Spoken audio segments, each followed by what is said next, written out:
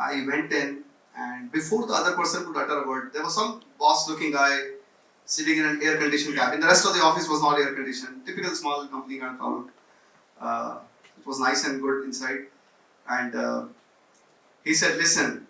I said, "Sir, can I suggest something? Instead of trying to get into whether I'm an engineer or not, why don't you ask me the question that you asked everyone else, all the 50 people that showed up today? And if I don't know the answer of even one question, I know where the way out of this place." He said, "Okay." And he started asking me questions. By the time the third question was done, he's like, "Yeah, you're good, and we have a problem." I said, "What's the problem?" He's like, "We already selected someone." I said, "That's not we, that's your problem. I know I'm good for this." As fabulous as the journey has been, I don't want to talk about CleverTap right now. I think what would be interesting for the audience over here is to hear a little bit about, your pre-CleverTap journey. So, you're running a multi-million-dollar company, right? And it's a tech company and funded by the likes of Sequoia, Axel. So, from the beginning, right? So, what's your education background? Which IIT or IIM have you graduated from? Did I tell you this is where it gets embarrassing a bit? Yes. Okay. So no IIT, no IIM. Actually, I was extremely bad in my academics, and thankfully that realization came much early in life. A lot of people say we will hustle and we will go through this, we'll work harder, etc. For me, I tried my best, and when you score 3 marks out of 100, the mark paper, where they kept 5 marks for neatness, you know that life is not going to be easy. It's not, and you're not born with an inheritance, or you don't have any other source of income, etc. So yeah, so studies was never easy for me. I did manage to spend extremely long, I'd say 15 years of education, and graduated from an arts and commerce college, I think tier 3 college in Ahmedabad. But that was not even maybe this is not appropriate to say, but I graduated after I copied from others. So, and even after that I got second class, 52%. So it was horrible actually. And I'm a commerce graduate, but I've been a technologist for the longest time I can remember. I started maybe a little bit I'll talk about. I'm a tinkerer at heart. So when mom used to go to sleep in the afternoon, take a siesta, I would be opening up fans, ceiling fans, and television sets, the mixer, iron. So give a kid a screwdriver, and then a lot of bad things can happen in the home. Must have invited a lot of wrath from your mother as well for that. Actually, yes. So the goal was before she wakes up after the 2-hour siesta, I have to put things back together. A lot of times I could open things up, but I did not know how to put them back. So you put the wires inside, whatever, and then you just make sure she doesn't realize. And of course, when she's trying to use the blender, it does not work, and then and then you call an electrician home, or in fact, not even those days there was no home visit. You have to go take the thing on your cycle, to the electrician, and then you watch, what the hell are they doing? How do they? And then they said, "Kisi ne khola hai kya isko?" "Nahi." So I see, obviously that was a blatant lie. But then you learn, right? Then you learn. So I learned a lot by doing and by watching, not unfortunately by reading books. So in the early days, that was my thing. No education, but a lot of practical stuff. Wow, that's interesting. I couldn't have imagined. From commerce background to this thing, right? Now you're a hardcore techie. So what was the transition like? And why did you go for your traditional route, probably an MBA or a CA after that? No, so I said very early in life, realized that studies is not going to cut it for you. You're not made up for studies. So there were toppers in our class, and I did not look like them in the sense that they would be very studious, attend all the lectures, and the teachers would go talk to them. I would be the one in the and by the way, this was not out of choice. This was not fashionable. It was not that I was trying to be a rebel, or I was genuinely trying to study, and I just couldn't do it. So it was hard. But the one thing you have to find out what you're good at, right? And for me, it was tinkering came naturally to me. and tinkering with electrical stuff. So I taught myself how to fix in my, I would say, between 8th to 10th grade, I taught myself how to fix electrical appliances. So I could fix, I can still, by the way, in my home, they don't let me touch anything these days, but I'm between calls, so most of the time. So, but otherwise, if you give me an iron or a blender or a ceiling fan, I can coil the fan. I can fix pretty much all electrical things. From my 10th to 12th grade, I taught myself how to fix electronics. Then neighbors would start sending me their VCRs, if those of you could remember that. There was a time where there was VCRs and then cordless phones and all sorts of electronic things like television sets. So my home used to look like a garage, like with all sorts of things, wires and all, like diodes and resistors and capacitors and all that. There was no Google back then, so you had to figure out things on your own. I had no mentor or anything that would say, okay, we'll teach you how to solder things. You have to figure out by trial and error. I used to go hang around. I was the Ahmedabad flea market. Sunday, there's a flea market and a very iconic Ellis Bridge in Ahmedabad, and you go hang around there for like hours on an end. It's a scrap market, so there's they're selling diodes and resistors, anything that they can buy off a PCB circuit board, by the dozen. They would just say and give it and say 5 rupees. So get a lot of that, go home, spend the night figuring out okay, what does this thing do? How does this thing work? And then alongside, I also taught myself how to write code. A friend of mine had a ZX80. For those of you who do not know, ZX80 was a kind of computer. There were two kinds. There was Sinclair ZX80 and there was Commodore 64. They basically look like keyboards, like mechanical keyboards. And you had to connect them to television sets through a cable. And you had to connect a tape recorder on one side. Tape recorder with any cassette, would do. So you take say someone's music, Pankaj Das cassette, put it in there, and then you write a program, and then you record it on that. So you overwrite the song with that program. Must have been difficult.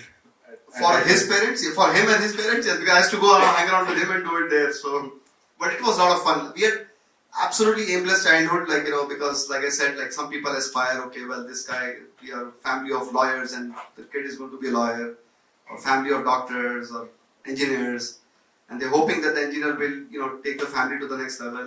In my case, the family had given up on me. They were like, this kid is useless, but this guy seems to be at least not hanging around with others, he's with his soldering iron or computer programs, he's hanging around doing something.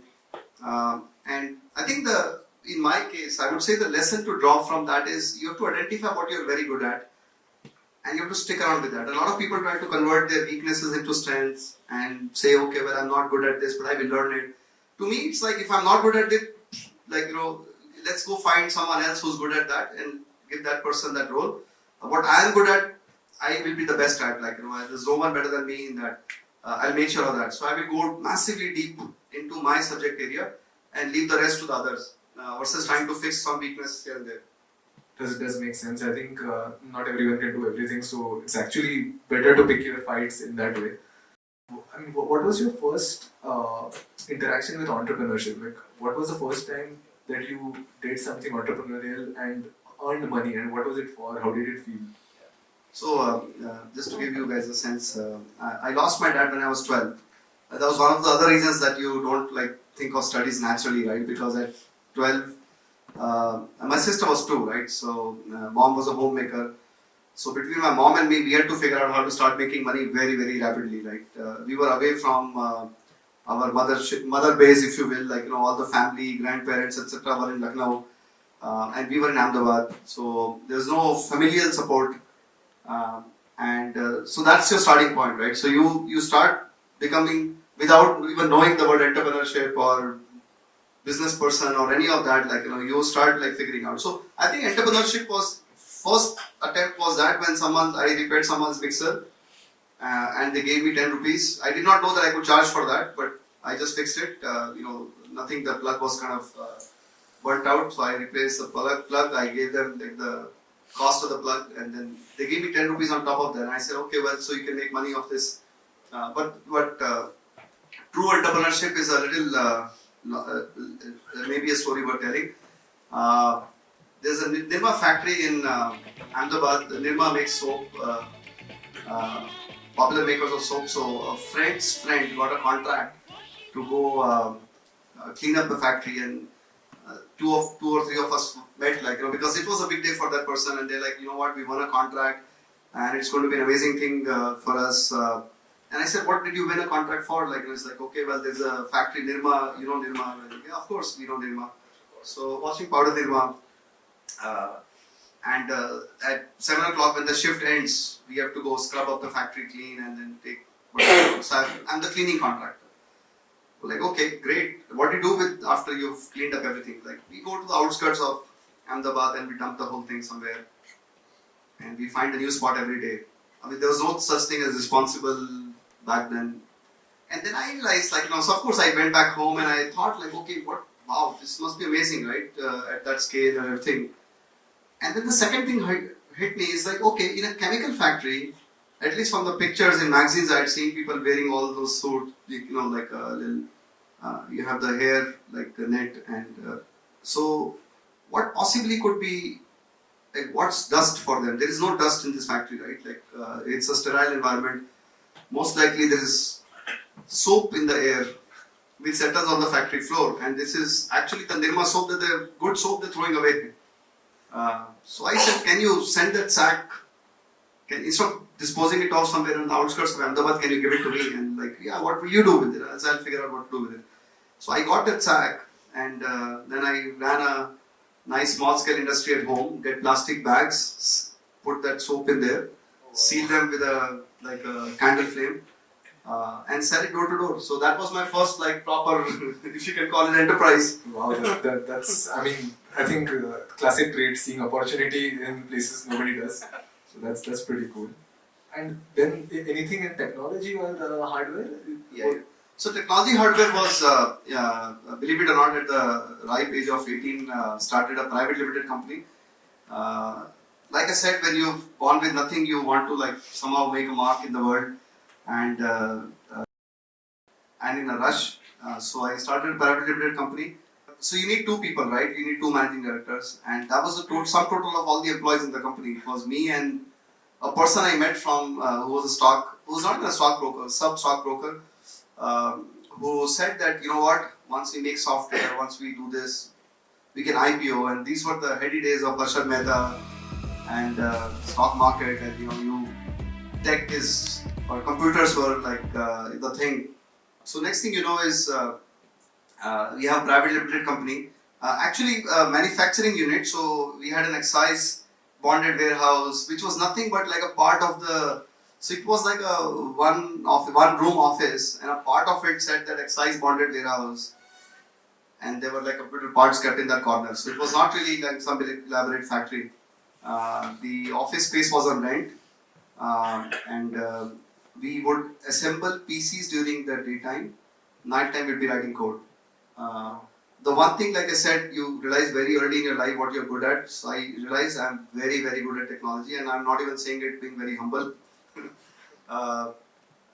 And you double down on that. So one of the things that I did all throughout college was work 21 hours a day. I don't recommend anyone to do that.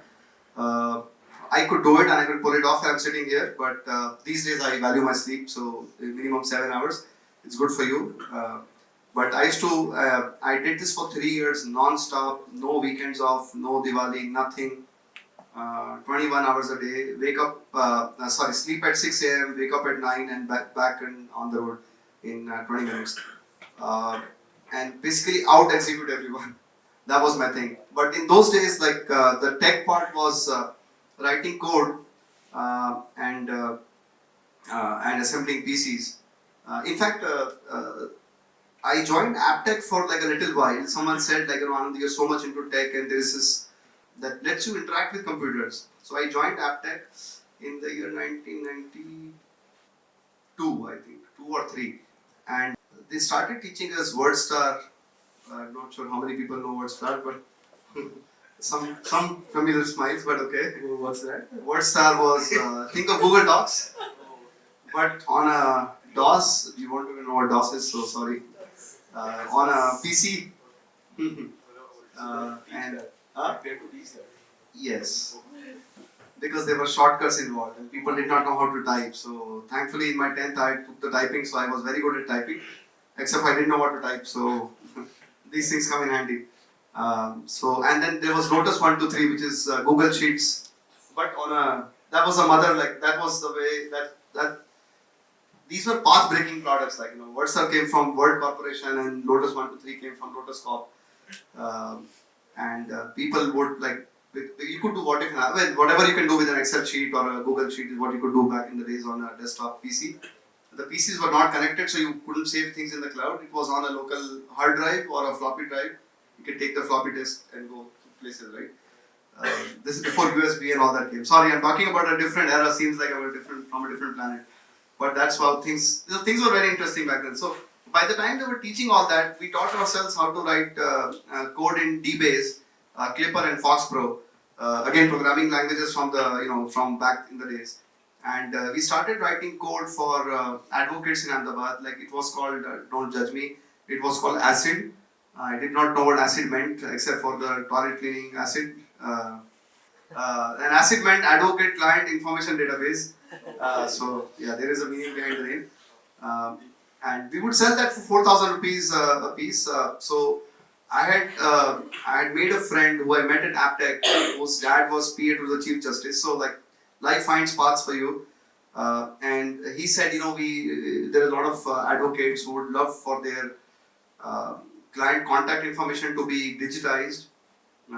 Number one, number two, the case history to be digitized. Not the actual judgment, but just that, hey, I met the client today and this is what the person owes me. Or just a record of things, right? And we said computers are great for that. You can actually record things. So we started building that and we would make some money, some decent money. This was also like 11 p.m. to 6 a.m. job in the sense that after his father was done with the computer, we would sneak into his room and then that computer was ours for the rest of the night. So night hours were great. The graveyard shift, as they call it. Graveyard shift, yes. Absolutely, and we had fun, because there was no disturbance. There's absolutely nothing. You're sitting there writing code, and there's no Google, there's no internet to distract you, but there's also no internet to learn from. So no Stack Overflow, no Google, nothing. You got to figure out things on your own. The extremely hard way of doing it. That's how I got into that. If you can call it entrepreneurship, yes, that's what we did.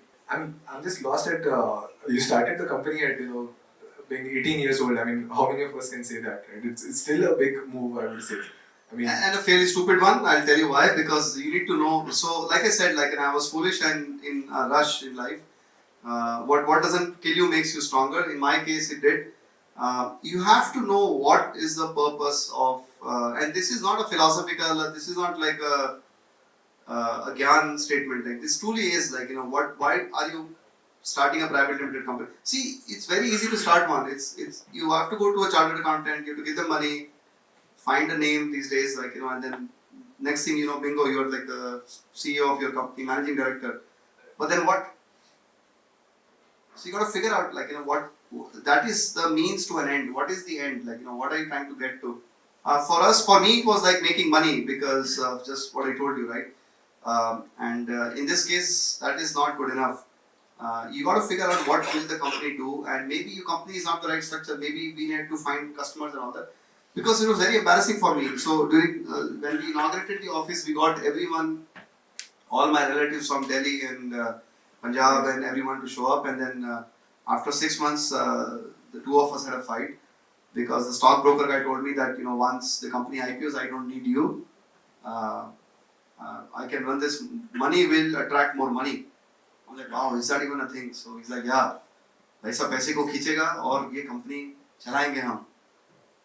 And software research के एक ही बार लिखने का, उसके बाद तेरी जरूरत नहीं है. I'm like, okay, wow. So I said, okay, well, how about this?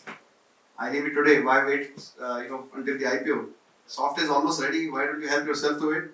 And I'm out of this place. So that at some 3 a.m. in the midnight, in the thick of the night, that private limited company ended. And then I was, you kind of lose purpose. If you're working on something for so long, for burning the proverbial midnight oil, and that thing goes away from you, it's like you're hit by like I don't know, whatever, like like meteor, like or something, like that takes away all purpose of life. And my mom had seen me do all sorts of odd jobs, like from selling soap to repairing electrical stuff, electronics, whatever I could lay my hands on. In fact, I taught a couple of college kids even English. So whatever, like I just needed a way to make money. Life was not like that. I will intern with this big five or big four, or I will go to an MNC. I had nothing going on, right? Uh, and then it's like all air is sucked out and you're living in a vacuum. So that day I came home and I slept peacefully for I don't know how long, maybe 12 hours. And mom was like, what's wrong with this guy? And then of course I wake up and I'm like a bum, like I have nothing going on. I'm just chilling. And I had not chilled for a while, so I was just chilling and mom's like, everything's okay. I'm like, yeah. He's like, you don't have to do all the things that you do. I'm like, nahi, aaj man nahi kar raha. You didn't tell her at that point? I couldn't. Yeah, you don't know. Like it's like you think that maybe it was a bad dream. Or things will, something will happen. A phone call will come, and the guy will say, "Oh well, I was just like drunk or whatever." I mean, this was loose talk, and I really didn't mean it. But the phone call never came, and then I did nothing for a month. Nothing at all. Like no studies, nothing. Just chill, sleep. Read the newspapers. I read newspaper. I even read it now. Like so, read it end to end. And there's an interesting segue. Like so what I in the newspaper. Like after a month, there was on a good day like this, like Sunday morning, you have all these classifieds, and one of the classified says requires salesperson for a telecommunication company. And I said, well, I'm a techie. But I've not done proper sales, I've done all my hustle sales, so I will do this. So I borrowed a shirt from someone in the building and someone else's shoes, and I showed up I think I was in the third year of college, yes. Showed up it was a walk-in interview, so I showed up for the interview, and then the lady at the reception, so generally small companies, there's no HR per se, right? 5 people, 6 people company, someone sensible becomes the HR, all they do is attendance, again, these are very small companies. I'm talking about a different era. The reception person just sees, what kind. Who came in today, who came, who did. I mean, that's some total of HR, so that they can cut your salary at the end of the month or whatever, right? That's subjective, so you need a watchful person, that's it. I went to the person, I said, well, I'm here for the interview. She's like, okay, so what year did you complete your engineering? I'm like, not an engineer. She's like, okay, when will you complete it? I said, well, never, because I'm studying commerce. And she's like, no. We didn't read the ad clearly. We require engineers. I said, what are you going to do with engineers? She's like, it's a technical job. I said, I get it. I'm a technical guy. I'm a tech guy. So why don't you just put me through the interview process and we'll see what happens. And she's like, no, you don't understand. It's a highly specific job, blah, blah. I'm like, okay, hold on, I'll hang around until you guys make up your mind. So I hung around there from 9:30 in the morning until about 7 in the evening. Just seeing people go in and out, and people showed up with ties and some people wearing nice jackets, and they would go in. And they seemed like determined people, to kind of go crack the interview. Techies. Yeah, I was just hanging around, chilling, just thinking, what will my people I borrowed shoes from think about this, that where is Anand gone with our shoes. Yeah. So at about 7 o'clock in the evening, the reception lady had enough of me. She's like, you're a stubborn guy, let's go in and be done with it, right? So I think she set up the boss, that we have a person who's just refusing to leave, so entertain him for 10 minutes and then we can boot him out. I went in, and before the other person could utter a word, there was some boss-looking guy sitting in an air-conditioned cabin. The rest of the office was not air-conditioned. Typical small company kind of problem. It was nice and good inside. And he said, listen. I said, sir, can I suggest something? Instead of trying to get into whether I'm an engineer or not, why don't you ask me the question that you asked everyone else, all the 50 people that showed up today, and if I don't know the answer of even one question, I know where the way out of this place. He said, okay. And he started asking me questions. By the time the third question was done, He's like, yeah, you're good, and we have a problem. I said, what's the problem? He's like, we already selected someone. I said, that's not we, that's your problem. I know I'm good for this. And he said, okay, when can you start? And like I said, I used to work all night, so I said, the day has just begun. I can start right now. He's like, no, it's a Sunday. I said, I don't care. Right now we start doing things. He said, no, it doesn't work like this. You never worked in an office, 8 o'clock I show up, now by 9 everyone else shows up. So 9:30, whatever, 9:30 is the clocking time, you can start then. Anand, I think every founder over here would kill for a teammate like this. And that's rare to find these days. Yeah, like I said, you double down on whatever's working for you. Like for me, in any tech in any form, whether it was assembling PCs or repairing electronic, whatever it is, for me, tech is a very broad definition. It's not like writing software, B2C software or B2B software. It can be anything that's technology driven. And thankfully, I did not do it, at least speaking for myself, did not do engineering and was not assigned to a specific, you are a mech guy or electrical guy or computer science. I never got started in life, except for the tech bit, but apart from tech also I've done so much other things that I can easily roll between marketing and, tech, sales. So, going by stereotypes, tech folks are introverted is what the general perception is, right? And salespeople are outspoken and they have to go out and network with people. So how did you kind of manage both the things? So I think, like I said, when growing up, I was introverted. I always had this inferiority complex. The sales job actually taught me to open up. So the job that I signed up for, this interview, the 7 p.m. interview, was actually to sell modems door to door. And when I say door to door, because there was no market for modems. This is the year 1995. Yeah. And there are very few people who even knew what to do with a modem. Like, what's a modem? Why do you need it? Of all places in Ahmedabad. So the boss said, well, we sell multi-tech modems, and I got the technical specs, and go figure out who do we sell it to. I'm the master distributor in India. I'm like, okay, thank you very much. I'll do it. Thanks for that. And then you realize the modem by itself it's very useful, but in the telecom sense, but to an end user, to someone let's say you're a factory owner in Ahmedabad and you're manufacturing some parts or something for automotive, you're manufacturing automotive parts. What the hell are you going to do with a modem? So you realize that actually modem is a means to an end. That means with a modem you require a browser, and to run the browser you require a computer, and then you require an internet connection, and then everything kind of falls together. Right? You require all of these things, and computers in those days meant that you require an AC cabin, and you required someone to run the computer. So tough challenge, but I would go and I would sell by FOMO, I would go sell it to one person and I would go tell the next so factories are kind of, there's GIDC, like MIDC here, there's, so in those neighborhoods you go to one, you crack one deal, you say, well, computers, okay, I know a supplier will supply a computer, and the browser also will sell. You can't pay for the browser, okay, well, you look the other way, you can go install the browser, the pirated copy. But there is an internet connection that is required. And what are you saying? The telephone line will be blocked when I'm browsing the internet. Well, yeah.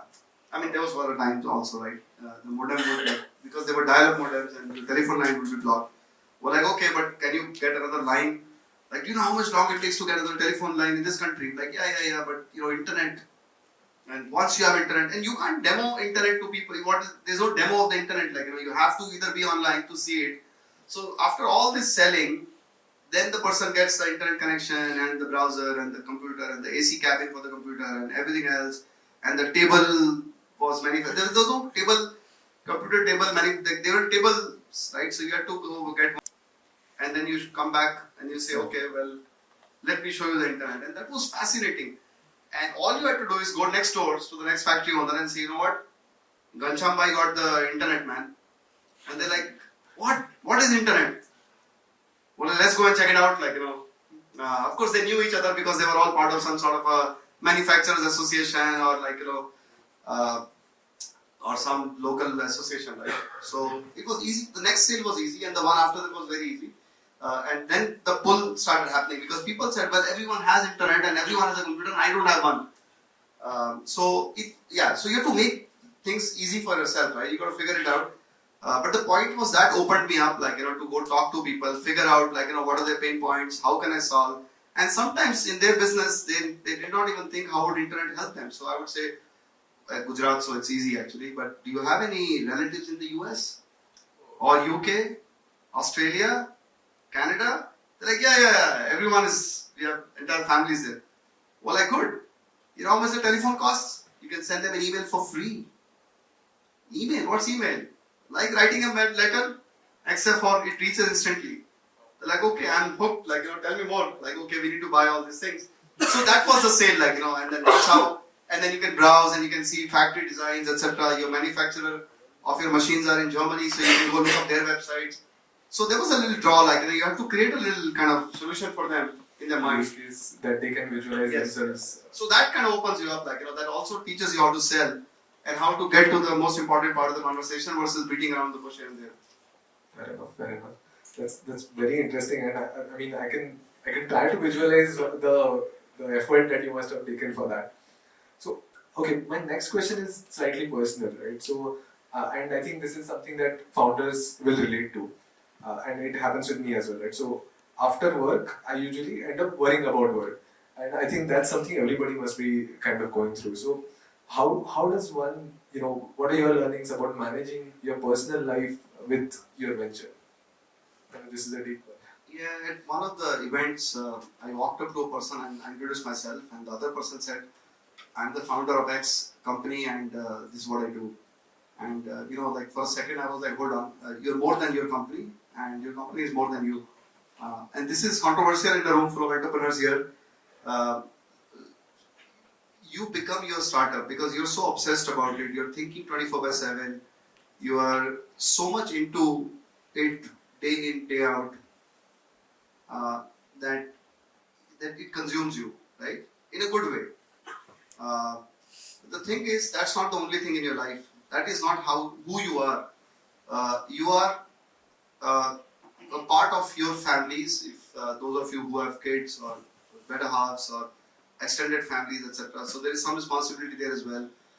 You are also your own self, like your physical self, right? So I think we get consumed, and like I've met entrepreneurs. I meet them, so many of them, like and sometimes entrepreneurs get depressed when things are not going good, and it's never a straight line to success. Never like, this is where I started, this is where rich and fame and success came in, and life is good, and there's never been a hiccup.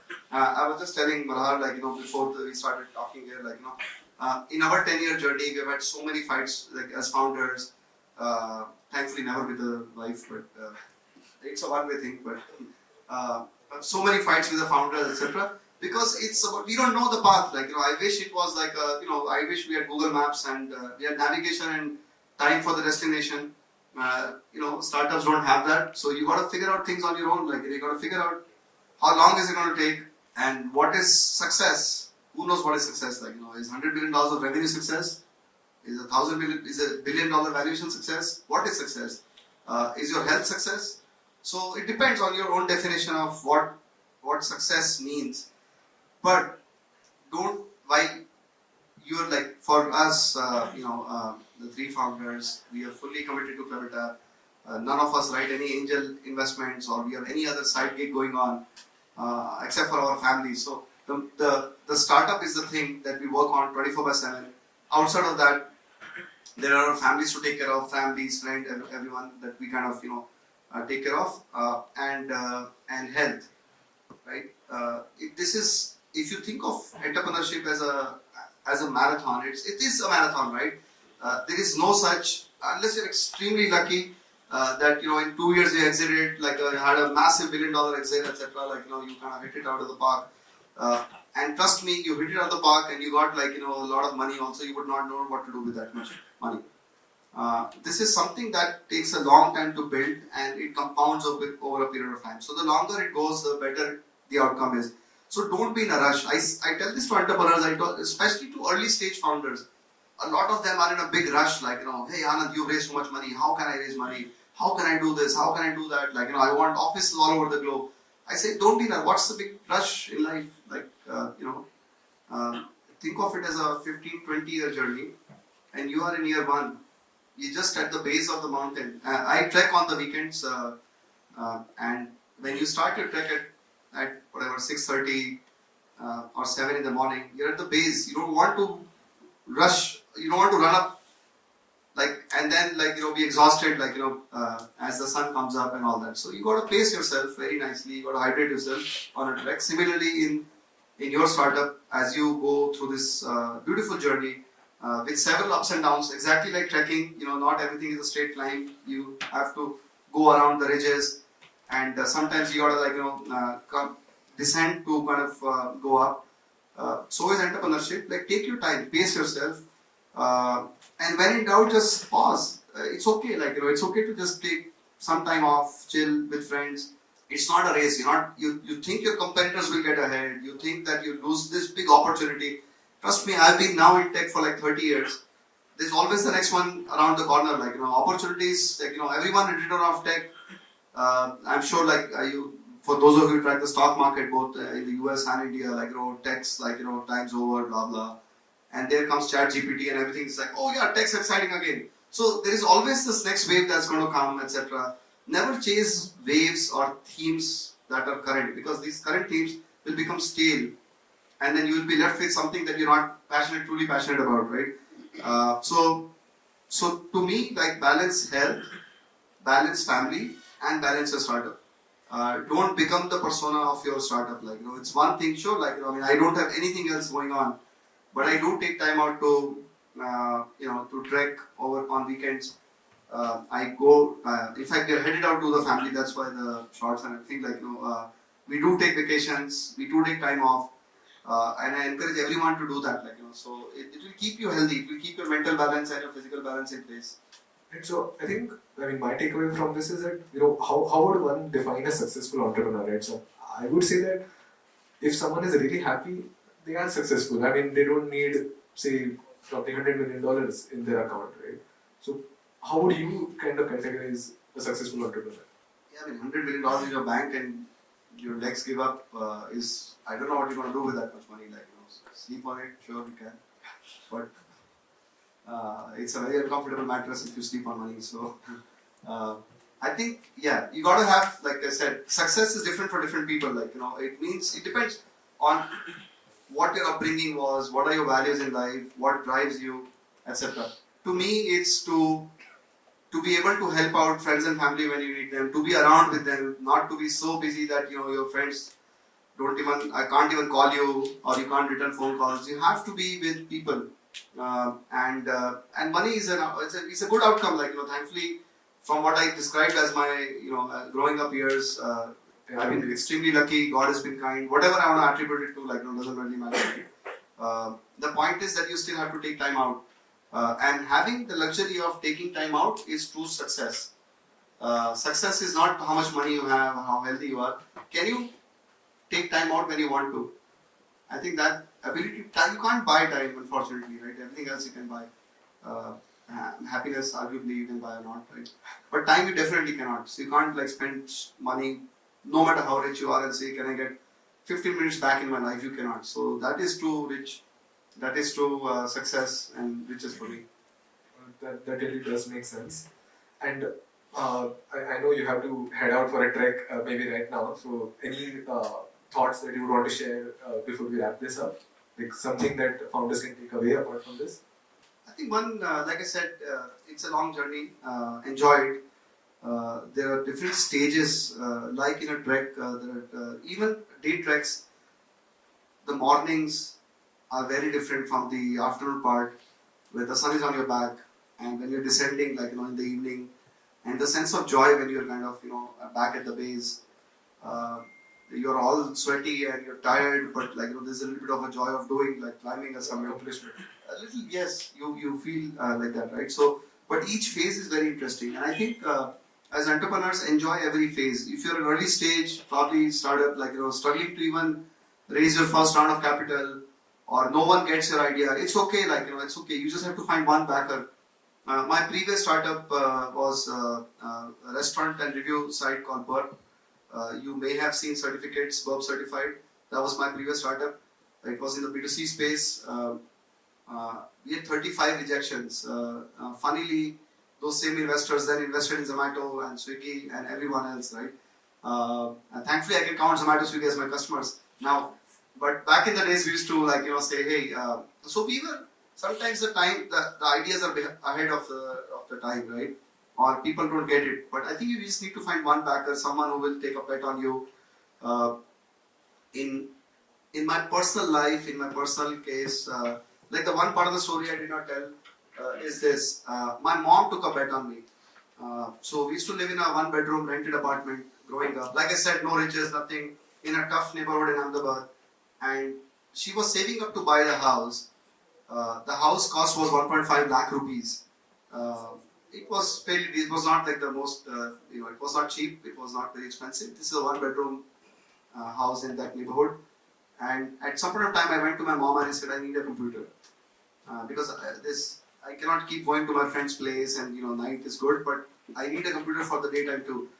And she said, okay, let's find out how much would it cost. So these days, those days you couldn't go to a Chroma or a MacBook store, a store and buy a MacBook or whatever, right?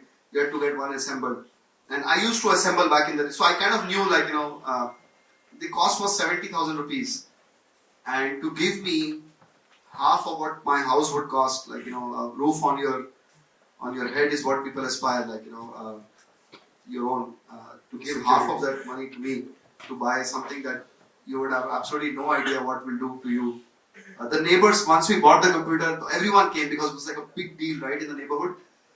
You would not believe, it was like I got the Kohinoor diamond back to India. It was like everyone came to see it. And people were like, yeah, I've seen them at the railway station. Now they do this computerized ticket booking. And Anand will be able to find a job at the railways. He will do ticket booking for us. So that was the extent of the dream. Yeah, it was the extent of their imagination. And I did not do any better also. I thought, man, finally I'll get a job, like a proper job. And then life takes interesting twists and turns, But the point is to take a bet on someone was very interesting, very, very important for me, for my mom actually, because she took a bet on me, changed the trajectory of our lives. Similarly, an investor taking a bet on you, you just have to find one person who will convince and whose interests are aligned. There are a lot of, not to use that word, but sharks out there who want 50% of your company for some stupid amount of money, or who think that this guy will actually, he's onto a good idea, but let me just ride along with capital. Those are not good investors. Good investors are the ones who are committed to your success. They make money when you make money. It's never a binary. It's not like they make money, you may or may not make money. It's never like that. So beware of all that. There are many pitfalls in entrepreneurship, but who knows where, today I'm on the stage talking, tomorrow, I may not be on the stage, if you know what I'm saying, right? The point is, enjoy the ride. It's okay. You will learn, gather experience, and just have fun while doing it. Don't let the entrepreneurship journey consume you. It's going to be tough, but it's also going to be very enjoyable. Thanks a lot for that, Anand, and thanks for coming over here. I think I enjoyed the conversation a lot. I hope you guys did as well.